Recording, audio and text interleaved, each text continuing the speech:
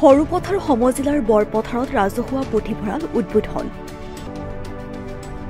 সৰুপথাৰ সমষ্টিৰ বিধায়ক বিশ্বজিৎ ফুকনৰ তৎপৰতাত বৰপথাৰত নিৰ্মাণ কৰা হয় বৰপথাৰ ৰাজহুৱা পুথিভঁৰাল। বুধবাৰে বৰপথাৰ ৰাজহুৱা পুথিভঁৰালটোৰ শুভ উদ্বোধন কৰে কবি সাহিত্যিক ঔপন্যাসিক মণিকুন্তলা ভট্টাচাৰ্যই। পুথিভঁৰালটোৰ শুভ উদ্বোধনী অনুষ্ঠানটোত উপস্থিত থাকে সৰুপথাৰ সমষ্টিৰ বিধায়ক বিশ্বজিৎ ফুকন।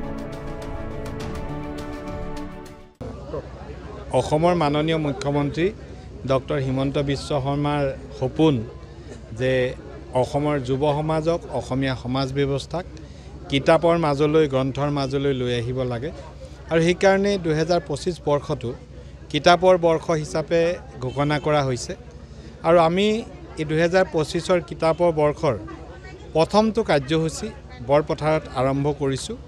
বৰপথাৰত আমি আজি ৰাজহুৱা পুথিভঁৰাল এভাগ উদ্বোধন কৰিলোঁ। অসমৰ খ্যাতনামা ঔপন্যাসিক শ্ৰীযুতা মণিকুন্তলা ভট্টাচাৰ্য বাইদেৱে আজি ইয়াৰ দ্বাৰ উন্মোচন কৰিলে।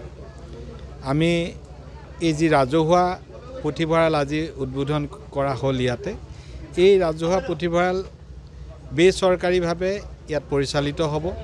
বৰপথাৰ পৌৰসভাই হওক, আমি বিধায়ক হিচাপেই হওক, যিখিনি সহযোগিতা আগবঢ়াব লাগে সেইখিনি আমি সহযোগিতা আগবঢ়াম। যথেষ্ট সংখ্যক গ্ৰন্থ ইয়াত সংগ্ৰহ কৰা হৈছে, ক্ৰয় কৰা হৈছে। মই ভাবোঁ বৰপথাৰ অঞ্চলৰ এটা ডাঙৰ অভাৱ আজি দূৰ হ'ল আৰু এই গ্ৰন্থাগাৰৰ পৰা গ্ৰন্থগাৰৰ সুবিধা ল'বৰ বাবে মই বৰপথাৰৰ সুধী সমাজ, ছাত্ৰ সমাজ সকলোকে অনুৰোধ জনাইছোঁ। আজি বৰপথাৰ নগৰত যিটো পুথিভঁৰাল উন্মোচন হ'ল, উদ্বোধন কৰিবলৈ মই আহিলোঁ আৰু খুব ভাল লাগিলে যে 2025 চনটো আমাৰ চৰকাৰীভাৱে গ্ৰন্থ উদযাপনৰ বছৰ হিচাপে পালন কৰিছে আৰু সমগ্ৰ অসমৰ ভিতৰত ইয়াতেই প্ৰথম আজি উদযাপন কৰা হ'ল। খুব ভাল লাগিছে। এটা বহুদিনীয়া অভাৱ পূৰণ কৰিলে, তাৰ বাবে বৰ্তমানৰ বিধায়ক শ্ৰীযুত বিশ্বজিৎ ফুকন ডাঙৰীয়ালৈ মই ধন্যবাদ জনাইছোঁ আৰু মই ভাবোঁ যে যিখিনি কিতাপ দেখা পালোঁ, প্ৰত্যক্ষ কৰিলোঁ আৰু আহিব, কিতাপ আহিবলৈ আছে, এইখিনি অতি নিৰ্বাচিত আৰু সুন্দৰভাৱে নিৰ্বাচন কৰা কিতাপ আহিছে। গতিকে নাগৰিকসকল উপকৃত হ'ব আৰু আজি সভালৈ মানুহৰ যি হেঁপাহ, মই দেখিছোঁ যে বিষয়টোৰ কাৰণে হেঁপাহেৰে আহিছে।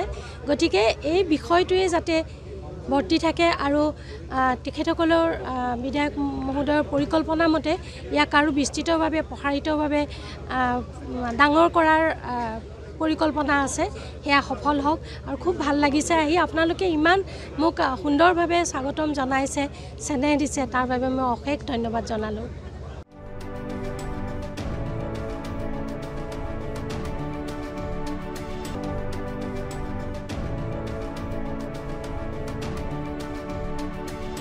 বৰপথাৰৰ পৰা মাধুৰ্য কোঁৱৰৰ ৰিপৰ্ট, DB নিউজ।